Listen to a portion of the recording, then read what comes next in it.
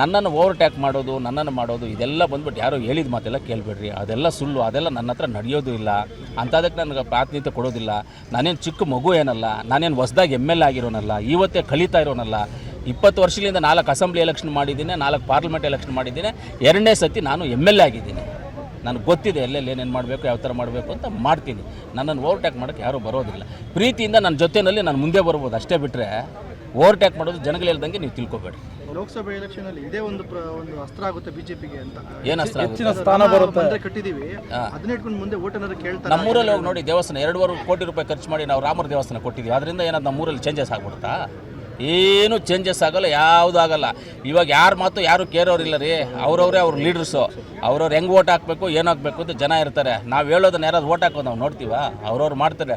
ಇದರಿಂದ ಏನು ಅವ್ರಿಗೇನು ಪ್ಲಸ್ ಆಗುತ್ತೆ ಇಲ್ಲ, ಇದರಿಂದ ಏನಾದರೂ ಮೈನಸ್ ಆಗುತ್ತೆ ಅನ್ನೋದೇನು ಇಲ್ಲ. ಅವ್ರವ್ರ ಜನ ಆ ಪಾರ್ಟಿ ಅವರೇ, ಈ ಪಾರ್ಟಿ ಅವ್ರು ಮಾಡ್ಕೊಂಡು ಹೋಗ್ತಾರೆ. ಸರಿ, ಕೋಲಾರ ಕ್ಷೇತ್ರದಲ್ಲಿ ನಿಮ್ಮನ್ನು ಓವರ್ಟೇಕ್ ಯಾರೋ ಮಾಡ್ತಾ ಇದ್ದಾರೆ ಅಂತ ಕೆಲವು ಕಾರ್ಯಕರ್ತರೆಲ್ಲ ಅಸಮಾಧಾನ ವ್ಯಕ್ತಪಡಿಸ್ತಾ ಇದ್ದಾರೆ. ಅದ್ರ ಬಗ್ಗೆ ಏನು ಹೇಳ್ತಾರೆ ಸರ್? ನಾನು ರೇಂಜ್ ರೋವರ್ ವೋಗ್ ಆಟೋಬಯೋಗ್ರಫಿ ಕಾರ್, ನನ್ನನ್ನು ಓವರ್ಟ್ಯಾಕ್ ಬರೋರು ಯಾವ ಕಾರ್ ಬಂದರೂ ಈ ಕಾರ್ನ ಓವರ್ಟ್ಯಾಕ್ ಮಾಡೋಕ್ಕೆ ಆಗೋದಿಲ್ಲ ಅಷ್ಟೇ. ಅಲ್ಲ, ಕೆಲವೊಂದು ಕಾರ್ಯಕರ್ತರು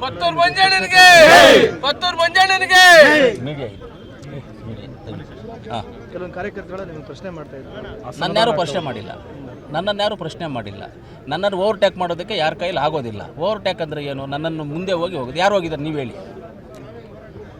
ಅಲ್ಲ, ನೀವು ಹೆಚ್ಚಾಗಿ ಸಮಯ ಕೊಡ್ಲಿಕ್ಕೆ ಆಗ್ತಾ ಇಲ್ಲ. ಯಾರಿಗೆ? ಯಾವತ್ತು ನಾನು ಬರದೇ ಇರೋ ದಿವಸ ಯಾವತ್ತು ಅಂತೇಳಿ ಬಂದು ಹೋಗ್ತಾ ಇದ್ದೀರಾ, ಬಟ್ ಆದರೆ ನೀವು ಇಲ್ಲ, ನಿಮ್ಮ ಒಂದು ಅನುಪಸ್ಥಿತಿಯಲ್ಲಿ ನಾನು ಆವಾಗೇ ನಿಮ್ಗೆ ಹೇಳಿದೆ, ಪತ್ರಕರ್ತರಿಗೆ ನಾನು ಬೆಂಕಿ ಆಗೋದು ಬೇಡ, ಬೆಳಕಾಗ್ತೀನಿ ಅಂತ ಹೇಳಿದೆ. ನಾನು ಆ ಕೆಲಸ ಮಾಡ್ತಾಯಿದ್ದೀನಿ. ಬೆಳಗ್ಗೆ ಸಾಯಂಕಾಲ ಜನಗಳಿಗೆ ಸಿಕ್ಕೊಂಡಿದ್ರೆ ಕೆಲಸ ಕಾರ್ಯ ಏನು ಇಲ್ಲದೆ ಪುಗ್ಸಾಟಿಯಾಗಿ ಬಿದ್ದಿಲ್ಲ. ನಾನೇನು ಜನಗಳು ಸಿಕ್ಕೊಂಡಿರೋಕ್ಕಾಗಲ್ಲ. ಯಾವತ್ತೋ ಒಂದು ದಿವಸ 2 ದಿವಸ ಜನಕ್ಕೂ ಸಿಗ್ಬೋದು. ಇಲ್ಲೇ ಸಿಕ್ಕೊಂಡೇ ಕುತ್ಕೊಳ್ತೀನಿ ಬೆಳಗ್ಗೆಯಿಂದ ಸಾಯಂಕಾಲ. ನಾಳೆ ಏನಂತಾರೆ? ಅಭಿವೃದ್ಧಿ ಮಾಡಿಲ್ಲ ಅಂತಾರೆ. ಆವಾಗ ಏನು ಹೇಳ್ಬೇಕು ನಾನು?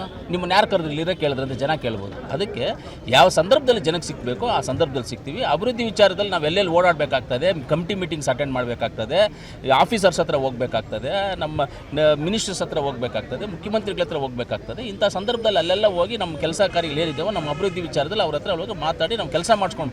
ಇವಾಗ ಇಲ್ಲಾಂದರೆ ಪಟ್ಟಣ ಪಂಚಾಯತಿಗೆ ಹೆಂಗೆ ಅಂತ ದುಡ್ಡು 20 ಕೋಟಿ ನಾವು ಹೋಗಿ ಮಾತಾಡಿ ಬಂದಿದ್ದು. ಇವ್ರ ಹತ್ರ ಕುತ್ಕೊಂಡು ಮಾತಾಡ್ಕೊಡ 20 ಕೋಟಿ ಬರ್ತಾಯಿತ್ತಾ? ನಾಳೆ ಏನಂತ ಇದ್ರು? ಏನು ಮಾಡಿಲ್ಲಪ್ಪ ಅಂದರು. ಇವ್ರ ಹತ್ರ ಕುತ್ಕೊಂಡಿದ್ರೆ ಏನೂ ಮಾಡೋಕ್ಕಾಗಲ್ಲ. ಅಲ್ಲೇ ಇದ್ರೂ ಏನೂ ಮಾಡೋಕ್ಕಾಗೋದಿಲ್ಲ. ಎರಡವನ್ನು ನೋಡಬೇಕು, ಆ ಎರಡವನ್ನು ಕೆಲಸ ಮಾಡ್ತೀನಿ.